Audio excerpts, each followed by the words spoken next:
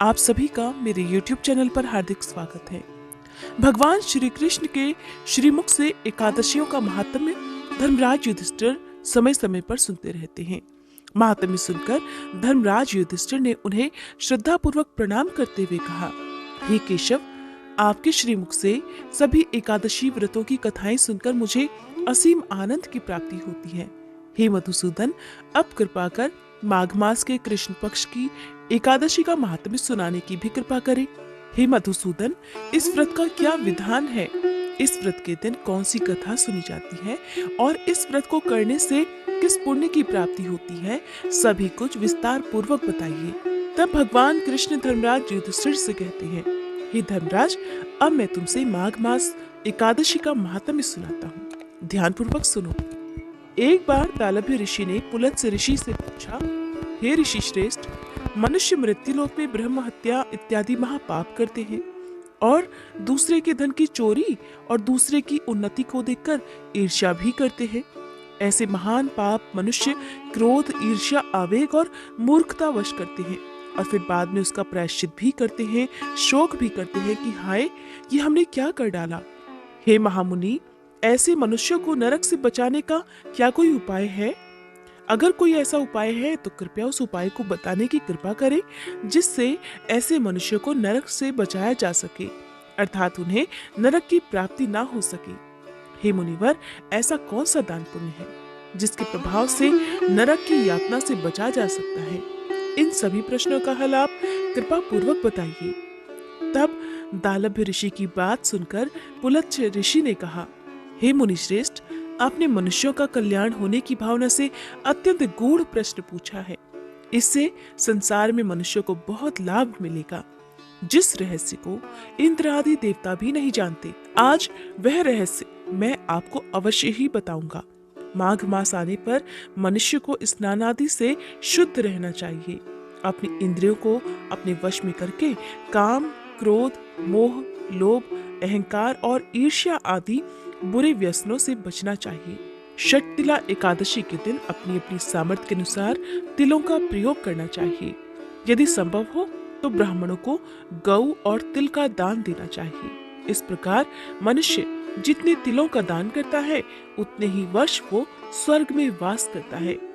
षटतिला एकादशी के दिन तिल स्नान, तिल से उबटन, तिलोदक, तिल का हवन, तिल का भोजन और तिल का दान, इस प्रकार 6 रूपों में तिलों का प्रयोग षटतिला एकादशी कहलाता है। षटतिला एकादशी के दिन तिलों का प्रयोग करने से मनुष्य के अनेक प्रकार के पाप नष्ट हो जाते हैं। ऐसा कहकर ऋषि पुलत्स्य ने कहा, अब मैं आपसे एकादशी की कथा सुनाता हूँ। एक बार नारद मुनि ने भगवान श्री हरि से षटतिला एकादशी का महात्म्य पूछा। वे कहने लगे, हे प्रभु, आप मेरा प्रणाम स्वीकार करें। षटतिला एकादशी के उपवास का क्या पुण्य प्राप्त होता है, उसकी कथा क्या है, कृपया कर मुझसे कहिए। तब देवर्षि नारद की प्रार्थना सुनकर भगवान श्री हरि ने कहा, हे नारद मुनि, मैं तुम्हें प्रत्यक्ष देखा सत्य वृतांत सुनाता हूँ, ध्यान पूर्वक श्रवण करो। बहुत पहले मृत्युलोक में एक ब्राह्मणी रहती थी। वो सदा व्रत और उपवास करती थी। एक बार लगातार 1 मास तक उपवास करने के कारण उसका शरीर बहुत कमजोर हो गया। वो अत्यंत बुद्धिमान थी, फिर भी उसने कभी देवताओं और ब्राह्मणों के निमित्त अन्न आदि का दान नहीं किया। पूजा पाठ तो करती थी, लेकिन अन्न आदि का दान वो कभी नहीं करती थी। तब मैंने चिंतन किया कि इस ब्राह्मणी ने उपवास आदि से अपना शरीर तो पवित्र कर लिया है, जिसके कारण इसे वैकुंठ लोक भी प्राप्त हो जाएगा, किंतु इस ब्राह्मणी ने कभी अन्न दान नहीं किया है। अन्न के बिना जीव की तृप्ति होना कठिन होता है। ऐसा चिंतन कर मैं मृत्युलोक में गया और उस ब्राह्मणी से अन्न की भिक्षा मांगी। इस पर वह ब्राह्मणी कहने लगी, हे योगीराज, आप यहाँ किस लिए पधारे हैं? तब मैंने कहा, मुझे भिक्षा चाहिए। ऐसा सुनते ही उस ब्राह्मणी ने मुझे अन्न की जगह पर मिट्टी का एक पिंड उठाकर दे दिया और मैं फिर उसी पिंड को लेकर स्वर्ग लौट आया। कुछ समय बीता और वह ब्राह्मणी शरीर त्याग कर स्वर्ग लोक आ गई। मिट्टी के पिंड के प्रभाव से उसे उस जगह पर एक आम का वृक्ष सहित एक कुटिया मिल गई, किंतु उसने उस कुटिया को अन्न और धन आदि वस्तुओं से बिल्कुल खाली पाया। तब वह घबराकर मेरे पास आई और कहने लगी, हे प्रभु, मैंने अनेक व्रत आदि से आपका सदा पूजन किया है, किंतु फिर भी मेरा घर अन्न धन आदि से रिक्त है, इसका क्या कारण है? तब मैंने कहा कि ब्राह्मणी, तुमने अपने जीवन में कभी भी अन्न और धन का दान नहीं किया। केवल उपवास करने से ही आपको स्वर्गलोक के सारे सुख प्राप्त नहीं हो सकते, इसलिए अब तुम अपने घर वापस जाओ।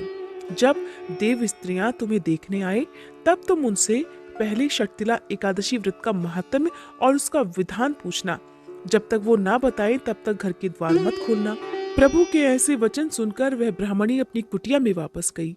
जब देव स्त्रियां आईं और उससे द्वार खोलने के लिए कहा, तब ब्राह्मणी कहने लगी, यदि आप मुझे देखने आई हैं, तो पहले मुझे षटतिला एकादशी व्रत का महात्म्य और इसका विधान बताइए। तब उनमें से एक देव स्त्री कहने लगी, यदि तुम्हारी यही इच्छा है तो ध्यान पूर्वक श्रवण करो। तब देव स्त्री ने ब्राह्मणी को द्वार के बाहर से ही षटतिला एकादशी व्रत का महात्म्य और विधान विस्तार पूर्वक सुना दिया, जिसे सुनने के बाद ब्राह्मणी ने द्वार खोल दिया। और जब देव स्त्रियों ने ब्राह्मणी को सब स्त्रियों से अलग पाया, तब ब्राह्मणी ने भी देव स्त्रियों के कहे अनुसार षटतिला एकादशी का उपवास किया। उसके प्रभाव से ब्राह्मणी का घर धन धान्य से भर गया।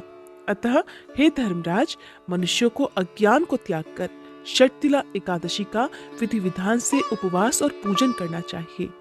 इस एकादशी का व्रत करने वालों को जन्म जन्मांतर की निरोगता प्राप्त हो जाती है।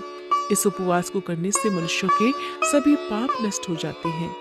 इस प्रकार एकादशी का उपवास रखने से जहाँ एक और शरीर और मन की पवित्रता होती है, वहीं निरोगिता भी प्राप्त होती है। इस दिन अन्न, तिल आदि दान करने से धन धान्य में वृद्धि होती है। साथ ही ये भी बात पता चलती है कि मनुष्य अपने जीवन में जिस जिस तरह का और जिस जिस वस्तु का दान करता है, शरीर त्यागने के बाद उसे भी वही फल प्राप्त होता है। इसलिए जरूरी है कि हमें अपने धार्मिक कार्यों के साथ साथ अपनी सामर्थ्य के अनुसार दान पुण्य जैसे कार्य भी अवश्य करने चाहिए। कहते हैं कि हिंदू धर्म में ऐसी मान्यता है कि बिना दान किए कोई भी धार्मिक कार्य, चाहे वो व्रत हो, हवन आदि हो, कभी संपन्न नहीं माना जाता। षटतिला एकादशी के दिन जो भी भक्त सच्चे मन से भगवान श्री हरि की पूजा करके उपवास रखता है और अपनी अपनी सामर्थ्य के अनुसार बेसहारा, अनाथ और जरूरतमंद लोगों की सहायता करता है, साथ ही जो पशु पक्षियों के भोजन की व्यवस्था करता है, भगवान श्री हरि का आशीर्वाद सदा उन पर और उनके परिवारजनों पर बना रहता है। इसलिए एकादशी का व्रत यदि आप ना भी रख पाए, तो आप विधि विधान से पूजा करके अपनी अपनी सामर्थ्य के अनुसार कुछ न कुछ दान अवश्य करें। जैसा कि इस एकादशी का नाम ही है षटतिला, अर्थात तिलों के 6 प्रकार से प्रयोग की जाने वाली एकादशी का दिन। अगर आप 6 प्रकार से तिलों का प्रयोग ना भी कर पाए, तो किसी भी एक प्रकार का प्रयोग आप कर सकते हैं।